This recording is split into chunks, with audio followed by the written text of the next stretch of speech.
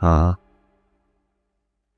हाँ ठीक है खालिद, इसीलिए मैंने वकील से मिलना है। मैंने इरादा कर लिया है कि मैं केस फाइल करूँगा। हाँ ओके ओके, शुक्रिया। वली साहब। हाँ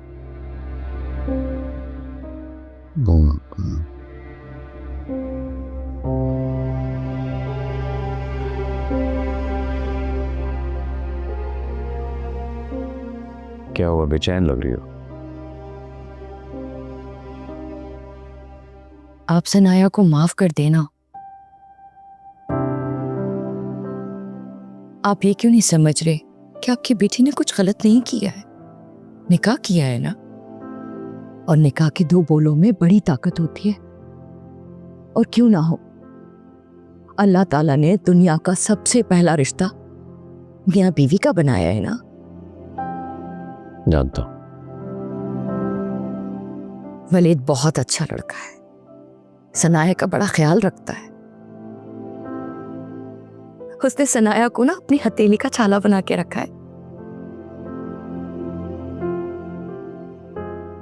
यहां तक कि जब आप अस्पताल में थे तो उसने हमारी बड़ी मदद की। और आपको पता है, फुरकान को नौकरी भी दिलवाई है।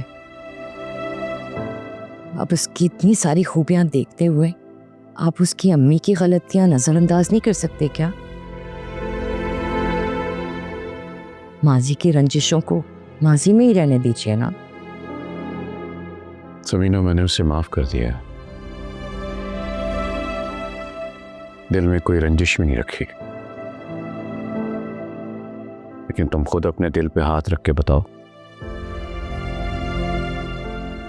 जब मैमुना कमाल को ये पता चलेगा कि सनाया मेरी बेटी है, तो फिर क्या वलीद उसका शौहर रहेगा? नहीं, वो सिर्फ मैमुना कमाल का बेटा बनकर रह जाएगा। और फिर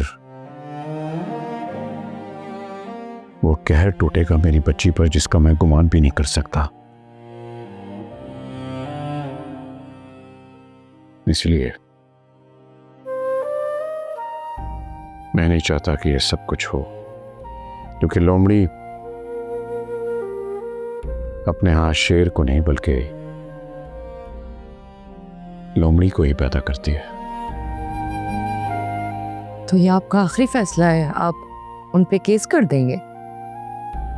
इसलिए मैंने खालिद से बात की है कि मैं लॉयर का बंदोबस्त करूं।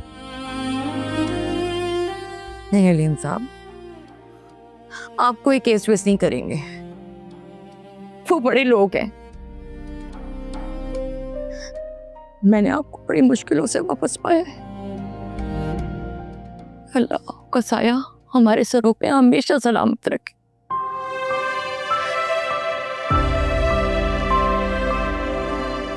समीना, समझने की कोशिश करो। मैं इस मकाम पर अपनी बच्ची को अकेला और तन्हा कैसे छोड़ सकता हूं? माना कि मैं उससे नाराज हूं, बात नहीं कर रहा, लेकिन इसका हरगिज़ मतलब नहीं कि मैं उसे तन्हा कर दूं। मैं तुमसे भी रिक्वेस्ट करूंगा, ये बात तुम सनाया से मत करना। मैं खुद बात करूंगा उससे।